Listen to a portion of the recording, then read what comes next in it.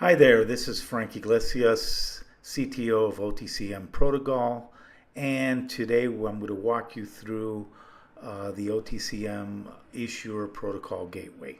So just open up your browser, go to otcm.me, and accept the cookies and go to register a new account. Here it's pretty cookie cutter. Put in your corporate email. And what's important to note is on the password, it is 14 characters minimum. We need an upper and lower case and numeric and a special character.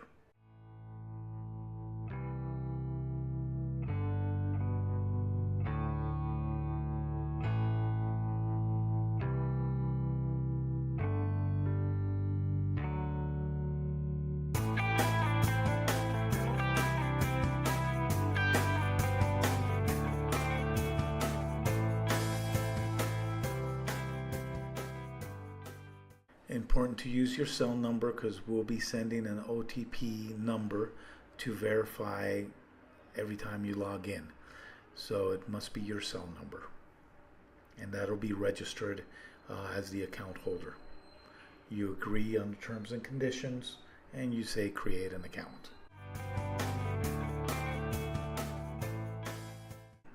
And then automatically it'll take you to the login. I usually like to save my passwords to make it easy, and I always tell it to remember me, so up to you. You sign in, and then from here the system is going to send a notification to your cell number, and it should look something like it's going to pop up here on the left hand side. This is what you'll see on your MSS, on your message, on your cell number. Just type in the OTP code and you walk in. So the first section is issuer information. So here you put the information about the company name, if it does a DBA, the address. So almost all the information that it has to do with the company. The more information that you put in all these sections, the more information we're going to put on the metadata. And this is highly important. So when we mint the token, in the metadata, all this information is there, except for your personal information, of course. We're talking about company information. So the main company phone number you could put in here, and the main company email address. Make sure to put all the social media sites for the company, because that will also be part of the metadata. So this way token holders could see the information of your coin and make sure that yes, this is the correct coin.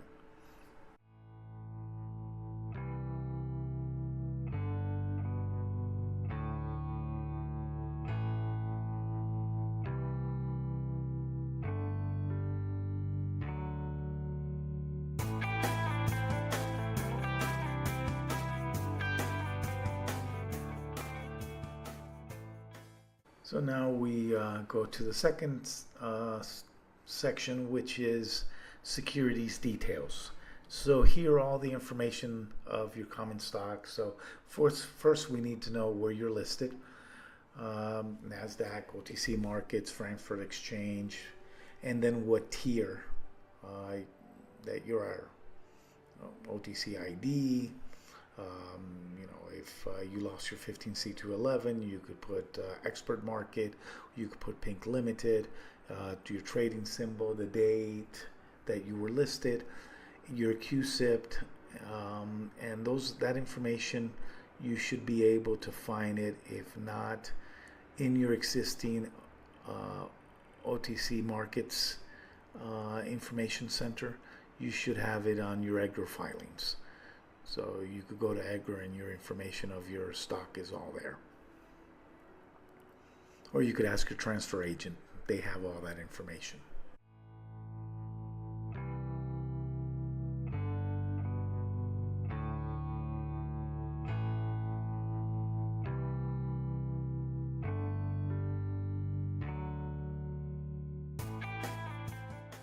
Always make sure that you're restricted and you're unrestricted always totals up to your total shares outstanding. enter your par value. If you have another class of shares, most companies have preferreds or two different series of preferred. It's important to put all that information there, what type of preferred, if it's a preferred A, B, or C. Later, we're going to have to make a preferred M, which have to do with the designation for the tokens. But that's in the supporting documentation section. So once you finish here, you submit, you got it, you save, we move on. This is the officer and director sections. So here, all the different officers or directors of the company, we put here this information. Mind you, the information that is here of the officers and directors, that is private, that is encrypted. We do not share that. We do not put that on the metadata.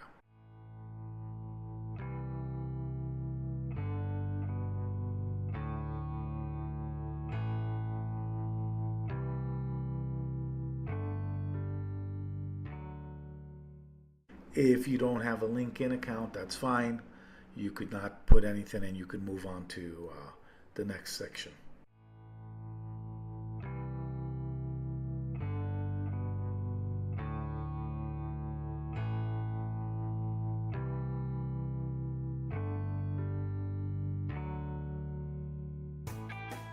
You could continue to add all your directors. So from there we move on to the next section, which is your service provider sections. So here, the information of your transfer agent.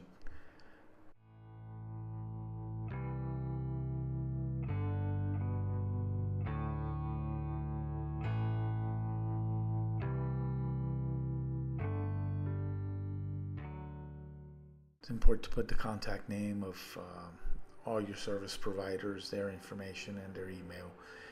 If you don't know their LinkedIn, you don't have to put it.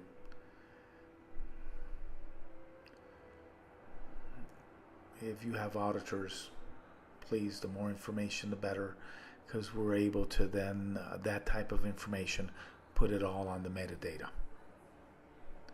And if later it changes, you get new auditors, you get new accountants, or a new corporate counsel, you could come back, update the information, will be flagged on the back end that that information changed, and we could update always the metadata of your token, even once the token has been launched.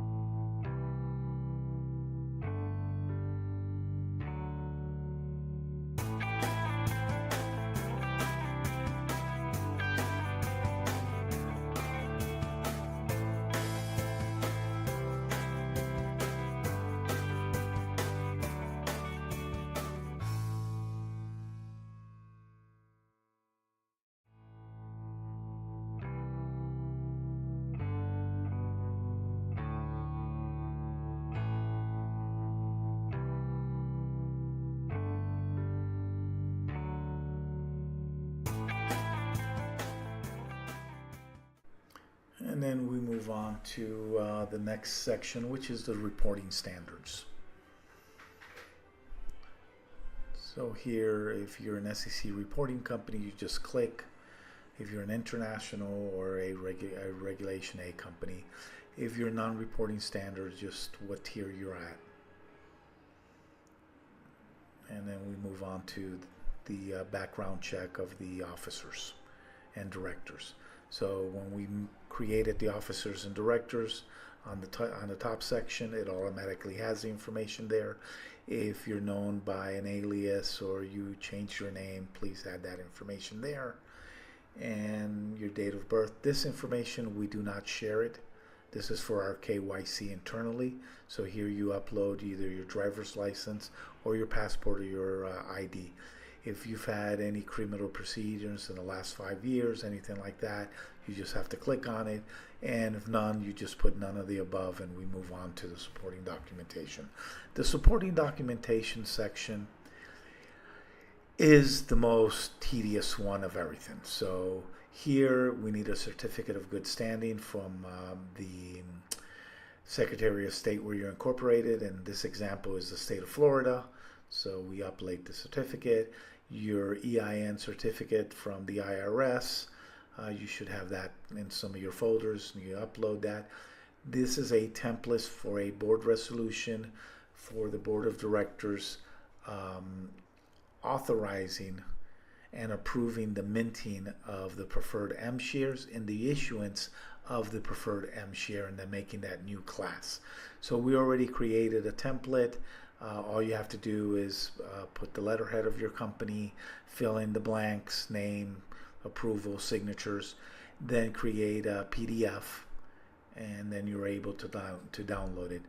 The state of Wyoming section there, that's something that we do. So don't worry about that section. That's later down the road when we get time to mint the token. Then we go in the back end and we upload that information. There is an issuance letter that we need that must be submitted to Empire Stock Transfer, and they need the original cert with signatures, either FedEx or DHL. And it's important to put the number and take a snapshot of that FedEx label. The next part is the token metrics and the information of the tokens itself. A lot of information here you'll already have. We will sit down with you and we would see what the symbol is going to be. If you don't have a token artwork of a token that you would like, it could be your logo, or we could help you design one. There's no charge for this. All this is no charge. It is free to do this. Important again, social media for all the token holders and for your community of shareholders. All this information that you see here is the information that will be on your metadata. So this way, when we mint the token, in the metadata, all that information is there. If it changes, like I said previously, we could update the metadata as your information changes.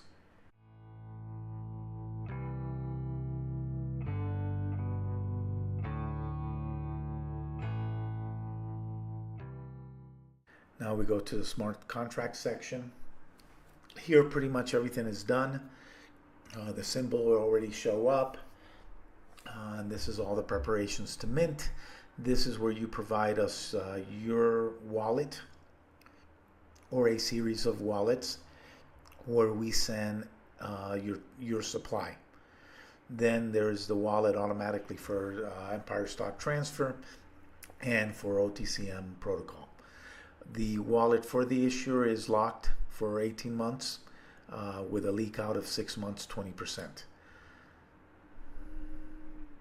So as you can see, we have anti-whale mechanisms, locking wallets. If you would like us to lock certain wallets for some type of note holder, basically you accept, you move on. So now, before we get to the review section, this is the back end. This is what we see in the back end. So in the back end, we have our own interface that we see the progress of every issuer of the account. Where is it going? We have to confirm and look at all the documents and make sure the documents are correct before we mark as complete and before we authenticate this. We work this in conjunction with Empire Stock Transfer, so they have to give us a green light too that they receive the issuance. So here we reviewed the documents. So in this scenario, sometimes they come out of whack and we just fix them. And we make sure that all the documents are correct and the dates are correct of the documents.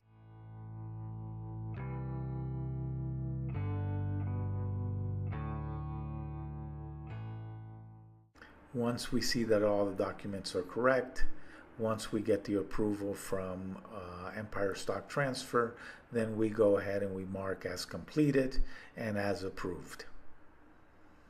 Once that it's done, you will receive an email and a notification saying to go to the last section, which is the review and the sign section. You could always go back and change, but once you get to this section, it's important that you understand everything and that you sign the document and you approve it. Once that is done, we automatically from there turn around and we mint the token. There will be conversations that we will have of pre-sale, the token metrics, the launch date, the size of the liquidity pool. So all this, all that part that has to do with the digital asset itself is once this section is completed and verified.